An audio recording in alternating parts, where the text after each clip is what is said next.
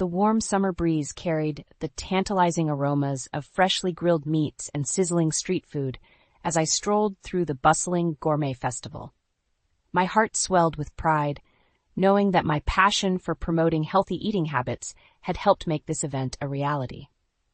Little did I know that this joyous occasion would soon take an unexpected turn, casting a dark shadow over the memories of my past. As I admired the vibrant array of local vendors showcasing their culinary creations, a familiar voice pierced through the lively chatter, sending a chill down my spine.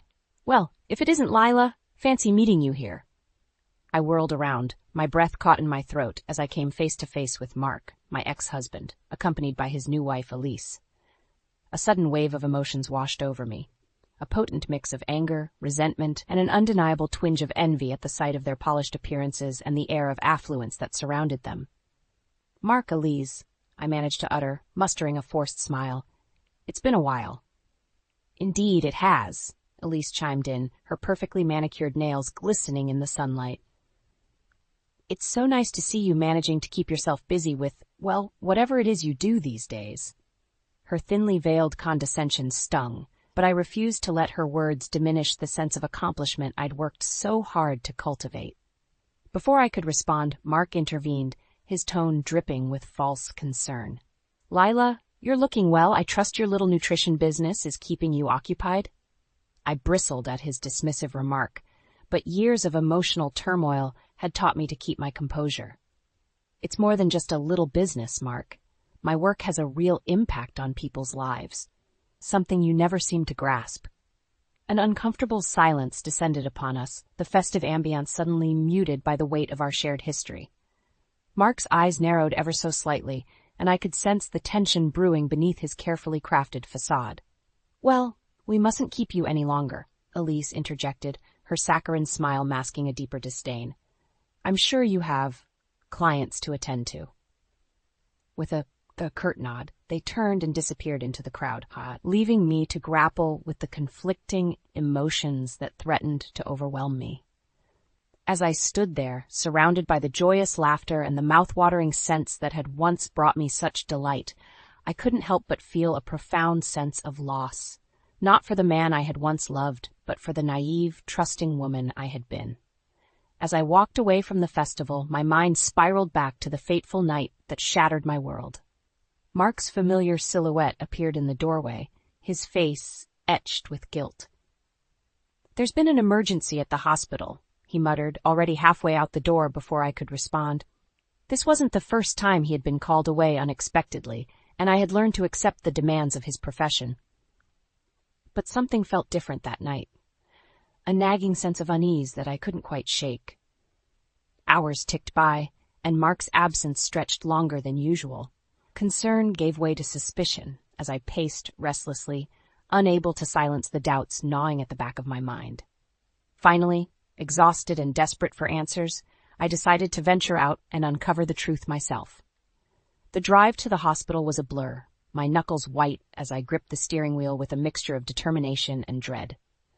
But as I approached the familiar entrance, a sinking feeling consumed me. Mark's car was nowhere to be found. Panic set in, and I found myself wandering aimlessly, searching for any clue that might explain his disappearance. That's when I saw it. A sleek silver sedan parked in a secluded corner of the lot, its tinted windows offering no insight into its occupants. Summoning every ounce of courage, I crept closer, my heart pounding in my ears, and then a sound that would haunt me for years to come, laughter, followed by the unmistakable rustle of clothing and the muffled murmurs of intimacy. The world around me seemed to freeze as realization dawned, shattering the illusion of the life I thought I knew. Paralyzed by shock and disbelief, I stumbled away from the scene, my vision blurred by a torrent of tears. Weeks turned into months, and Mark's lies only compounded, each explanation more flimsy than the last. And yet, I clung to the fading hope that the man I loved still existed beneath the web of deceit. But fate had other plans. One fateful evening, as I was sorting through the mail, an innocuous envelope caught my eye. Inside, a series of incriminating photographs, proof of Mark's infidelity, captured in excruciatingly vivid detail. And there she was, the woman I would come to know as Elise, her smug grin searing itself into my memory like a brand. The confrontation that followed was explosive, a maelstrom of accusations and denials that culminated in a bitter separation. Mark, ever the smooth operator, wasted no time parading his new trophy wife before the world, leaving me to pick up the shattered pieces of my life. As I stood amidst the bustling festival, the memories of that harrowing time came flooding back, each carefully constructed lie Mark had fed me, replaying in my mind like a twisted mantra. But this time, I refused to be the victim. This time, I would have my revenge. In the aftermath of my divorce, I found solace in the one thing that had always brought me joy: my work. Pouring my energy into building a thriving nutrition consulting business, I slowly began to heal the deep wounds left by Mark's betrayal. It was during this time of personal growth that I met Owen, a kind-hearted widower and elementary school teacher. Our paths crossed at a local health fair, where his genuine interest in my work and gentle demeanor immediately put me at ease. "I admire your passion for helping others," he remarked as we chatted over steaming cups of herbal tea. "It's so refreshing to encounter someone who truly cares about making a positive impact." Our conversation flowed effortlessly, and for the first time in what felt like an eternity, I found myself laughing without the weight of past trauma holding me back. Owen's warm smile and genuine concern for my well-being were like a soothing balm on the scars left by Mark's deceit. As our friendship blossomed into something more, I couldn't help but marvel at the stark contrast between these two men. Where Mark had been consumed by ambition and a relentless pursuit of success, Owen embodied humility and a deep appreciation for the simple joys in life. "You know, Leela," he mused one evening as we strolled hand in hand through the park, "true wealth isn't measured by material possessions or status. It's found in the connections we forge, the lives we touch, and the legacy we leave behind." His words resonated deeply within me, a testament to the profound shift in my priorities and values.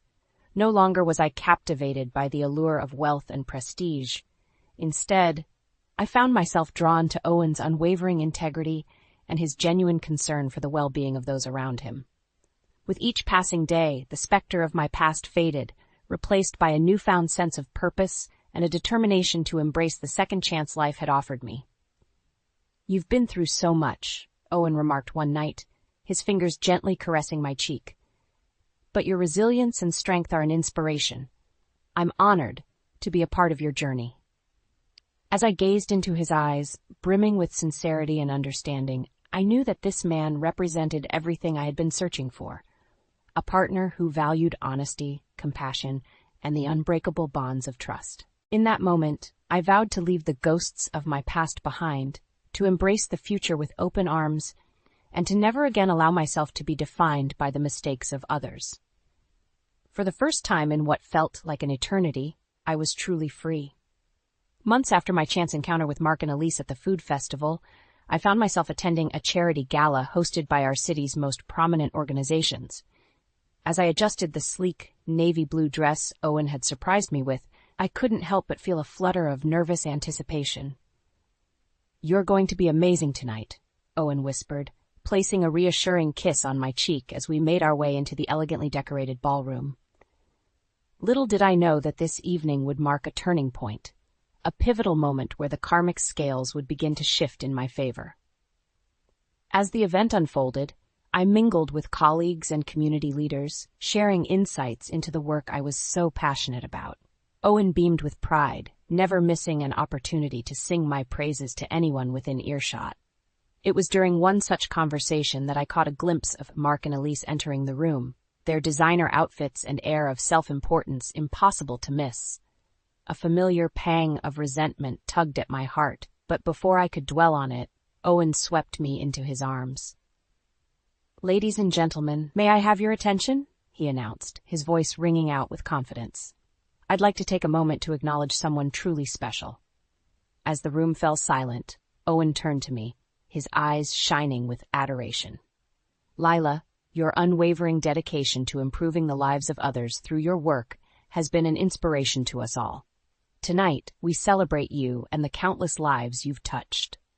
A thunderous applause erupted as Owen presented me with a beautiful crystal plaque inscribed with words of gratitude from the community. In that moment, surrounded by the warmth and admiration of my peers, I felt a surge of empowerment unlike anything I'd ever experienced. And then, out of the corner of my eye, I caught sight of Mark and Elise, their expressions a mixture of disbelief and barely concealed disdain. It was as if the universe had conspired to shine a spotlight on my accomplishments, forcing them to confront the glaring contrast between my life and theirs. As the evening drew to a close, I couldn't help but savor the sweet taste of vindication. Owen had orchestrated the perfect scenario, subtly but effectively showcasing the depth of my impact while highlighting the shallowness of Mark and Elise's perceived superiority. On the drive home, I found myself reflecting on the twists and turns that had led me to this point. Once a victim of betrayal and emotional turmoil, I had emerged stronger, more resilient, and surrounded by those who truly valued me for who I was. And as for Mark and Elise, their presence at the gala had served as a stark reminder of the emptiness that lurked beneath their carefully curated facade, a hollow existence built on lies and superficial trappings. For the first time, I felt a sense of pity for them, realizing that no amount of wealth or status could compensate for the absence of genuine fulfillment and meaningful connections. As Owen's hand found mine, our fingers intertwining in a tender embrace, I knew that the path ahead would be one of triumph and personal growth, leaving the shadows of my past firmly in the rearview mirror. The charity gala had barely concluded when I found myself face to face with Mark and Elise once again. As Owen excused himself to grab us some refreshments, the tension in the air was palpable. "Well, well, if it isn't the guest of honor," Elise sneered, her perfectly painted lips curling into a condescending smirk. "I must say that little display earlier was quite impressive." Mark remained silent, his eyes narrowed as he regarded me with a mix of disdain and something else, a flicker of envy, perhaps. I steeled myself, determined not to let their petty jabs pierce my newfound confidence. "Elise, always a pleasure," I replied, my tone laced with sarcasm. "I'm glad you enjoyed the evening. It's all in service of a good cause, after all." Her eyes narrowed, and I could see the wheels turning in her mind as she searched for a weakness to exploit. "Yes, well, we all have our hobbies, don't we?" she quipped. "Some choose to make a real difference, while others settle for playing nutritionist to the masses."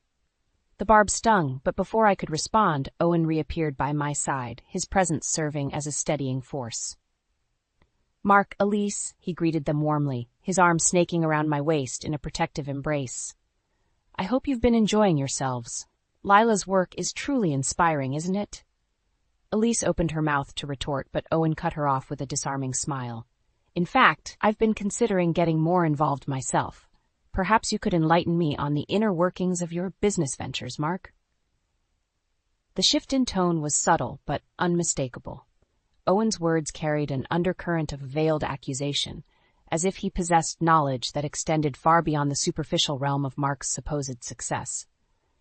Mark visibly tensed, his eyes darting between Owen and me, searching for any sign of weakness or vulnerability. But he found none, for in that moment I felt an overwhelming sense of empowerment, bolstered by Owen's unwavering support. "Yes, Mark, do tell us about your endeavors," I echoed, my voice steady and assured. "I'm sure we'd all love to hear about the sacrifices you've made to achieve your aspirations." The air grew thick with tension, charged with unspoken truths and barely concealed barbs. Elise's eyes narrowed, sensing the shift in power dynamics, while Mark's carefully constructed facade began to crack, revealing glimpses of the insecurity and guilt that festered beneath. In that moment, I knew that the tide had turned. No longer was I the one cowering in the shadows, haunted by the echoes of betrayal. Instead, I stood tall, emboldened by the knowledge that karma was slowly but surely exacting its due. As Mark and Elise beat a hasty retreat, their excuses falling flat, I couldn't help but feel a surge of satisfaction course through my veins. This was merely the beginning, a premonition of the reckoning that awaited them, a harbinger of the retribution they so richly deserved. Owen's hand found mine, his fingers intertwining with mine in a silent gesture of solidarity. "You're incredible, you know that?" he murmured, his eyes shining with a mixture of pride and admiration.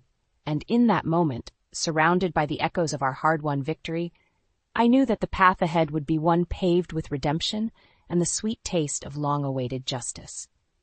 Weeks after the charity gala, I found myself standing alongside Mark at a prominent community health conference. As we awaited our turn to speak on the panel, the tension between us was thicker than the humid summer air. Owen, ever the supportive partner, sat in the front row, his eyes shining with pride as he watched me prepare to take the stage. Little did Mark know, Owen had a few surprises up his sleeve, surprises that would soon unravel the carefully crafted facade that Mark had spent years constructing. As I took my seat behind the sleek podium, my confidence soared, fueled by the knowledge that Owen had orchestrated a powerful alliance with one of the event's major sponsors. The stage was set for Mark's downfall, and I could hardly contain my anticipation. Mark's speech was a masterclass in self-aggrandizement, filled with grandiose claims and thinly veiled boasts about his supposed contributions to the medical field. I watched with a mixture of amusement and disgust as he basked in the fleeting admiration of the audience, oblivious to the impending storm brewing on the horizon. When my turn came, I rose to the podium with a newfound confidence, my words carrying the weight of hard-earned wisdom and a steadfast commitment to truth. As I spoke of the transformative power of nutrition and the importance of community outreach, I could see Mark's expression shift, his bravado slowly giving way to a flicker of unease.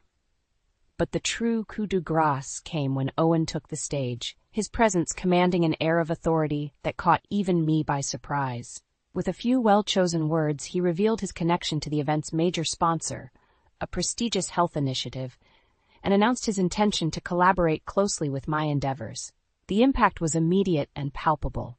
Suddenly, my credibility and professional standing were elevated to new heights, casting a shadow over Mark's carefully cultivated image. And as if on cue, Elise's face contorted into a mask of barely concealed rage, her eyes burning with envy and resentment.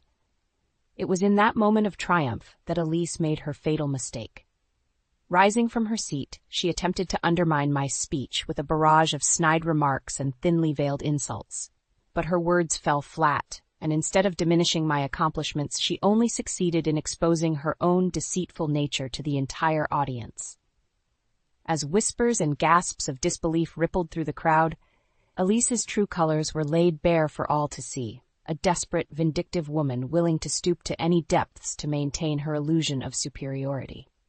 And in that moment, the karmic scales tipped inexorably in my favor.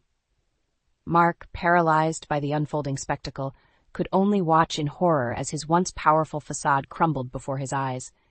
The audience that had once hung on his every word now regarded him with a mixture of pity and disdain, their respect eroded by the harsh light of truth.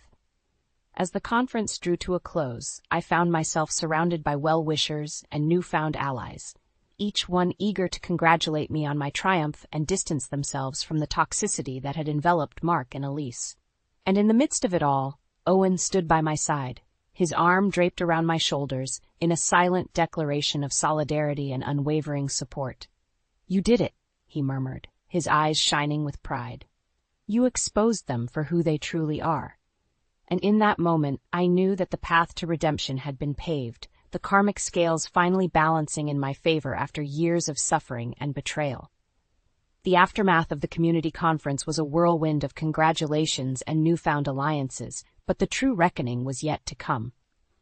As Owen and I made our way to the after-party, arm in arm, I could sense the palpable tension in the air. Mark and Elise were already there, huddled in a corner with a few of their remaining allies, their expressions a mixture of barely concealed rage and desperation. As our eyes met, Elise's lips curled into a snarl, her perfectly manicured nails digging into the stem of her wine glass. But before she could launch into another tirade of insults and accusations, a voice rang out from across the room, cutting through the din like a knife. "Mark, is it true?" The question came from a mild-mannered colleague of Mark's, a man whose quiet demeanor had always made him fade into the background. But tonight, his eyes burned with a newfound intensity, fueled by the revelations that had unfolded during the conference. Mark's face paled as he turned to face the man, his mouth opening and closing like a fish gasping for air. "Is it true that you've been falsifying patient records?" the man pressed, his voice steadily rising. That you've been prioritizing your own financial gain over the well-being of those you've sworn to protect? A hush fell over the room as the weight of the accusation sank in. Suddenly, the whispers and rumors that had swirled around Mark's unethical practices crystallized into a damning reality, laid bare for all to see. Elise's perfectly composed mask began to crack, her eyes darting frantically between Mark and the growing crowd of onlookers. But it was too late. The floodgates had opened, and a torrent of long-repressed truths came surging forth. One by one, colleagues and former associates stepped forward, their voices rising in a chorus of condemnation. Stories of Mark's lies, his manipulations, and his callous disregard for the well-being of others echoed through the room, each revelation more damning than the last. And at the center of it all stood Owen, his quiet presence a beacon of integrity amidst the chaos. With a few carefully chosen words, he connected the dots between Mark's professional misdeeds and his personal betrayals, painting a vivid picture of a man consumed by greed and ambition. As the night wore on, the walls seemed to close in around Mark and Elise, their once formidable empire crumbling under the weight of their own deceit. Colleagues who had once fawned over them now turned their backs, their admiration replaced by scorn and disgust. And through it all, I stood tall, my hand clasped firmly in Owen's, a silent witness to the poetic justice unfolding before my eyes. For years, I had been the victim, cowering in the shadows of Mark's lies and Elise's cruelty. But now the tables had turned, and I basked in the sweet taste of long-awaited retribution. As the night drew to a close and the last of Mark's supporters slunk away in defeat, I found myself surrounded by a sea of friendly faces, colleagues, community leaders, and newfound allies who had witnessed my triumph and rallied to my side. And in the midst of it all, Owen pulled me close, his eyes shining with a mixture of pride and admiration. "You did it," he whispered, his voice thick with emotion. "You stood your ground, and the truth prevailed." In that moment I knew that the path to redemption had been forged, paved with the remnants of Mark and Elise's shattered facade. The scales of karma had finally balanced, and a new chapter of my life was just beginning. The soft glow of candlelight danced across the intimate confines of the cozy restaurant, casting warm hues over the faces of the small gathering. Owen's hand found mine beneath the tablecloth, his fingers intertwining with my own as I surveyed the smiling faces of those who had stood by me through the tumultuous journey. As glasses clinked and laughter filled the air, I couldn't help but reflect on the winding path that had led me here. A path paved with heartbreak, betrayal, and ultimately redemption. "A toast," Owen announced, rising to his feet and raising his glass, "to new beginnings and the strength to overcome adversity." A chorus of cheers erupted, echoing through the dimly lit space as we celebrated not just my personal triumph, but the resilience of the human spirit itself. In the aftermath of the conference, the dominoes of Mark and Elise's downfall had continued to fall, one after another. Professional censures, legal battles, and a steadily dwindling circle of allies had left them isolated and disgraced, their once formidable reputations in tatters. But tonight wasn't about them. It was about embracing the future and the boundless possibilities that lay ahead. As the evening wore on, conversations ebbed and flowed, punctuated by bursts of laughter and the clinking of silverware against plates. And through it all, Owen remained by my side, his unwavering support a constant source of strength and inspiration. It was during a lull in the conversation that he gently cleared his throat, his eyes shining with a mixture of love and determination. "Leela," he began, his voice steady and assured, "from the moment we met, you've been an inspiration, a beacon of resilience and unwavering commitment to what truly matters in life." A hush fell over the table as he reached into his pocket, producing a small, velvet box. My breath caught in my throat as he lowered himself to one knee, the flickering candlelight dancing across his face. "You've shown me the true meaning of courage and perseverance, and I can't imagine walking this journey without you by my side. Lila, will you do me the honor of becoming my wife?" The room seemed to fade away as I gazed into Owen's eyes, our shared history and the promise of a future together crystallizing in that single, pivotal moment. Tears of joy streaked down my cheeks as I nodded, rendered speechless by the depth of emotion swirling within me. A thunderous applause erupted, our friends and allies rising to their feet in a chorus of celebration.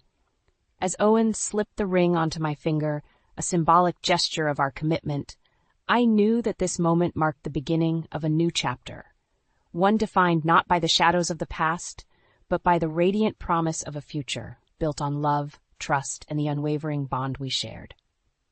In that moment, I realized that the long, arduous journey had been worth it. Every heartache, every betrayal, every tear shed had led me to this point, this moment of profound joy and redemption.